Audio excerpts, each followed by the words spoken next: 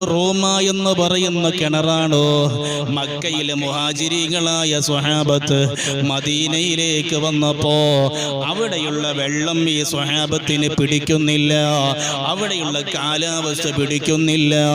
പല രോഗങ്ങളെ കൊണ്ടും സ്വഹാബത്ത് ബുദ്ധിമുട്ടുമ്പോ ഒരു കിണറ്റിലെ റോമ എന്ന് പറയുന്ന ഒരു കിണറ്റിലെ വെള്ളം മാത്രം സ്വഹാബത്തിന് ഉപയോഗിക്കുമ്പോൾ ഒരു പ്രശ്നവും വരുന്നില്ല.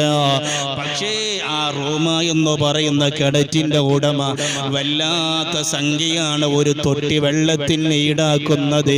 ഈ വിഷയം സയ്യിദുനാ ഉസ്മാൻ ഇബ്നു ഉസ്മാൻ റളിയല്ലാഹു അൻഹു ഈ വിഷയം അറിഞ്ഞപ്പോ ആയിരക്കണക്കിന് ദിർഹം കൊടുത്തിട്ട് ആ കിണറങ്ങ് വിലക്ക് വാങ്ങി അല്ലാഹുവിന്റെ ഹബീബിനും സ്വഹാബത്തിനും വേണ്ടി ധർമ്മം കൊടുത്തുപോയി.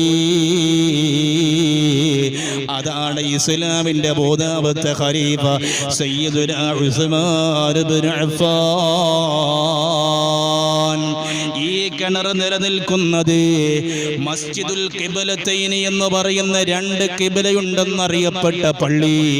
അല്ലാഹുവിന്റെ റസൂൽ ഒരിക്കൽ ളുഹർ നിസ്കരിക്കുമ്പോ 2 റക്അത്തായപ്പോ പടച്ചോന്റെ ഓർഡർ, നബിയേ നിങ്ങളുടെ ഹൃദയത്തിലുള്ള അഭിലാഷം പോലെ ബൈത്തുൽ മുഖദ്ദസിൽ നിന്ന് നിങ്ങളുടെ ഖിബ്ല കഅബാലയത്തിലേക്ക് മാറ്റിയിട്ടുണ്ട്, തിരിഞ്ഞോളൂ നബിയേ.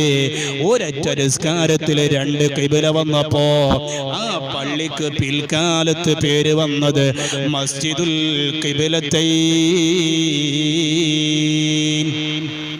ആ പള്ളിയിലേക്ക് മദീനയിൽ നിന്ന് പോകുന്ന റൂട്ടിലാണ് ഈ